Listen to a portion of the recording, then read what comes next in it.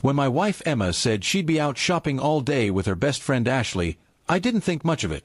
Saturdays were usually her time to unwind, and I spent them catching up on chores or reading. She kissed me goodbye, grabbed her purse, and left with her usual cheerful wave. The morning sunlight filled the kitchen as I poured myself another cup of coffee, thinking it would be a quiet day. I started cleaning out the garage when I noticed Emma had forgotten her water bottle on the counter. I smiled to myself, planning to text her about it later. Around 15 minutes passed when my phone buzzed with a message from Ashley's husband, Mark. We weren't close friends, but we knew each other well enough to chat casually. He texted, "Hey, is Emma still home? Ashley left her phone here. I wanted to know if she could bring it when they meet." I frowned a little, reading it twice. "Wait," I replied, "Emma left to meet Ashley about 12 minutes ago." Mark responded almost instantly, "That's strange. Ashley hasn't left yet. She's still getting ready." For a moment, my heart sank, not from suspicion but confusion. Maybe plans had changed.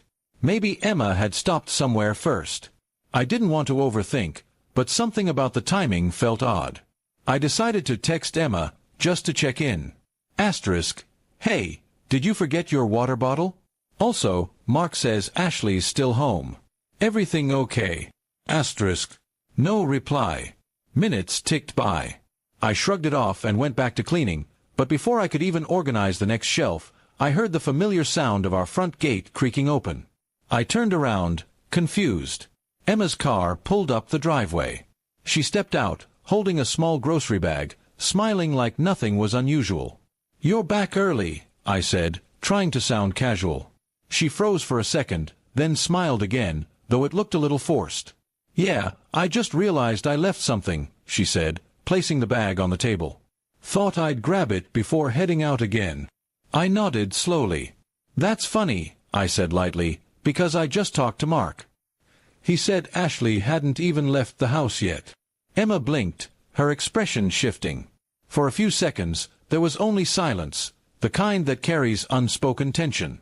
Then she sighed, pulling out a chair. "Okay," she said quietly. "You're right. I wasn't going shopping yet. I just needed a moment." I frowned, not understanding. "A moment for what?" She hesitated before answering. "Lately, I've been feeling overwhelmed. Work, family, everything. When I told you I'd be out shopping, I really just wanted a quiet drive, some time to think." Her voice trembled slightly.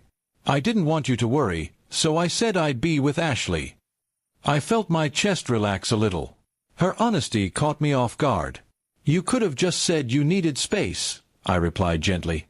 "You don't have to pretend to be somewhere else." She nodded, her eyes soft. "I know. It was silly. But I thought if I said I needed time alone, you might think something was wrong between us." I sat beside her. "Emma," I said, "you don't need to hide when you need to breathe. Everyone needs that sometimes, even from the people they love." She smiled weakly, tears forming at the corners of her eyes. I guess I didn't realize how much I was holding in. We spent the rest of the morning talking, really talking, something we hadn't done in weeks. She told me about the pressure at work, about feeling like she was always rushing to keep up. I listened, realizing how easily life's noise can drown out quiet hearts. By the time we finished, the sunlight outside had shifted into a warm afternoon glow. Emma reached across the table and squeezed my hand.